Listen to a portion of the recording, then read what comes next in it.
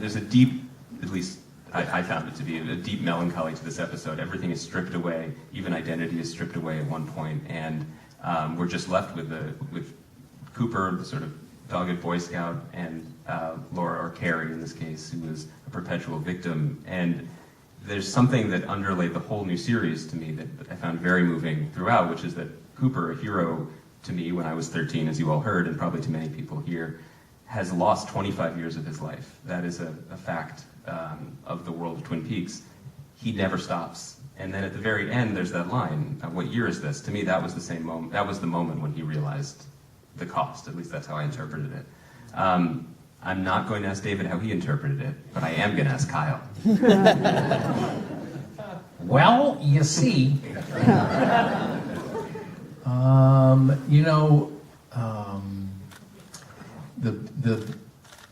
the beautiful thing about working with David, and something that I've learned over the years, over the many, many years of asking questions, of pestering David, of knocking on his door in Mexico City when it said no mole stars on the door, which in Spanish is actually no molestar, which means do not disturb. But of course I read it as no mole stars.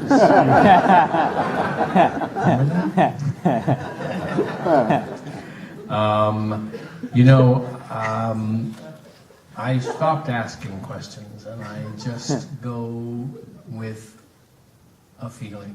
And that's what I did with the final, those moments that you see. But wasn't Kyle great?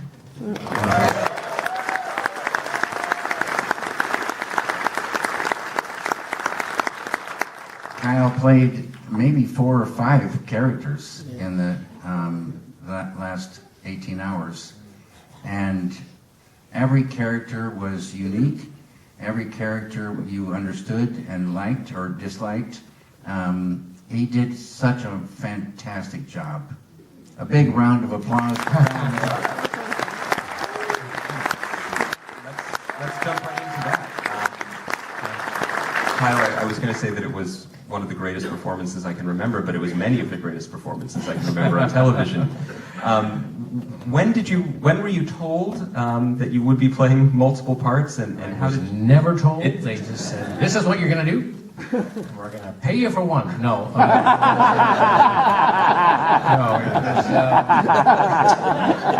No.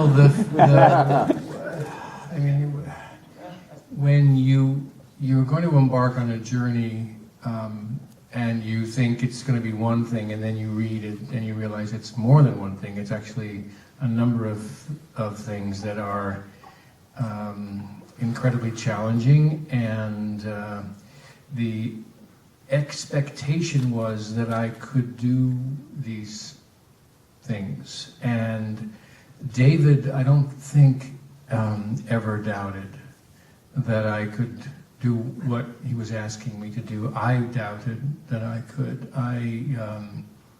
But I didn't want, it's not disappoint necessarily, but I know what I needed to do, let's say, and I wanted to do that, of course, for myself, but I wanted to do it even more for David. And I wanted to be able to deliver what I needed to deliver as an actor to make this the most amazing return journey experience for the audience. And so I knew what I needed to do. And David was with me every step of the way. And I went to dark places, and David was right there with his hand on my shoulder and with saying, "You can do this," and encouraging me. And as an actor, you just can't have anything better than that. And that's friendship, and that's a great director, a visionary, and friendship, and deep, deep knowledge, having worked together for so many years. All of those things came into play. And David is, I don't have a word, but he's the most amazing person, man, director, individual spirit that I know. So there you go.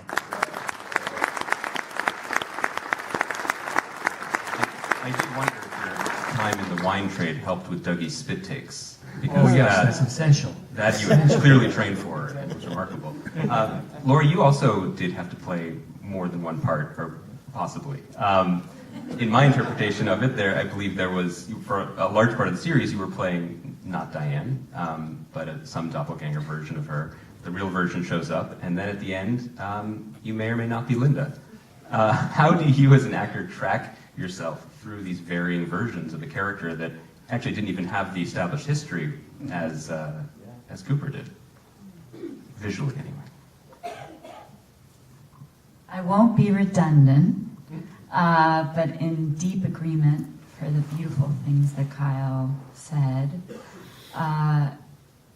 there truly is no one who is not only as masterful but as deep in their vision and not considering how it's supposed to go or what it's supposed to be. He is the most extraordinary purist as an artist, from my experience, that we have had, and the privilege of my life as an artist, and Kyle and I talk about this all the time and share it, is that we've been somehow on this journey with him. So he makes you brave.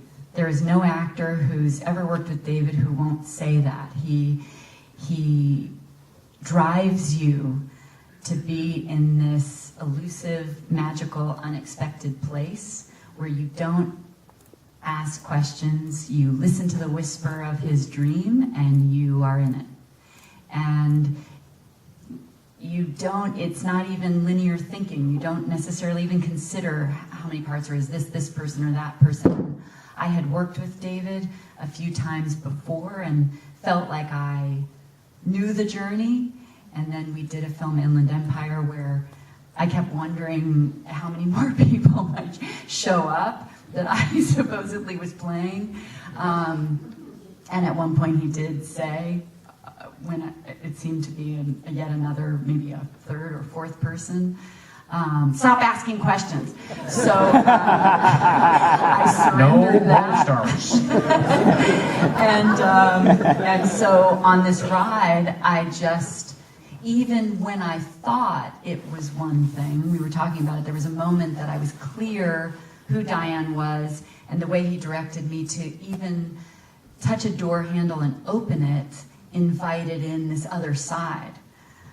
And so I realized that it was always in the gray. It was always elusive. So it just, every scene, every moment invites in deeper surrender. And you could never dream up someone to teach you about art or acting like this. One of the things that I love about your kind words to David is the fact that Diane, for much of the show, is basically just dunking on Gordon Cole, a character played by an actor who is with us tonight. I was curious, what part of your instrument did you have to reach into to yell at him and treat him that way? My enjoyment of the word fuck and my longing to smoke cigarettes.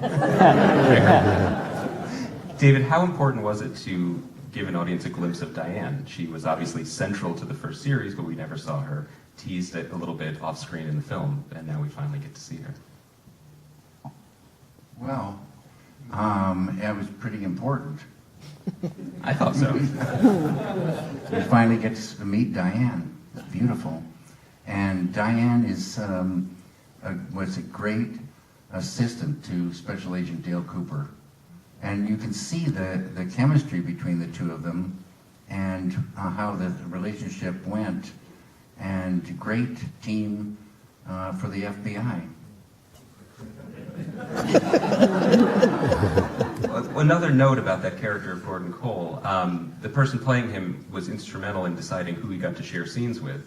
And I did notice that whoever it was wrote a lot of wonderful scenes for himself with Laura Dern, a terrific actress. And Tammy. And yes, and Miguel Ferrer as well. And Miguel, Albert has since...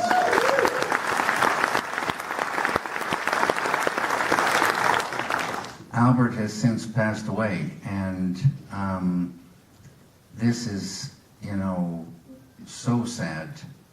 And in the world of Twin Peaks, Gordon Cole pretty much devastated. I mentioned before, I think, the past